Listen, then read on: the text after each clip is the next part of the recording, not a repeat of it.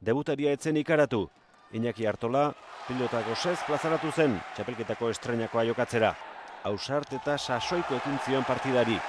Alegitarrak 4 erremate zehatz egin eta 5-1 aurreratu ziren bera eta Albisu.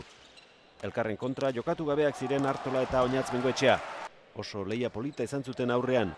Leitzarrak bikotearen ardura hartu behar izan zuen, Andoni Aretxabaletak hasiera goraberatsua izan zuela ikusita.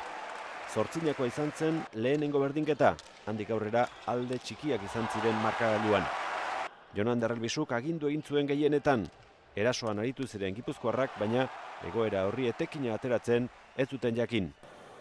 Akaso hoxe, bukaeran pelota erresak utxein ditu eta horrekin arantzaiatu zaigu, baina partidu txarra ez dugu da aurre.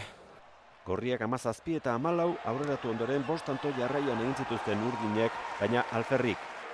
17tik 22 zuzen joan ziren irabazleak.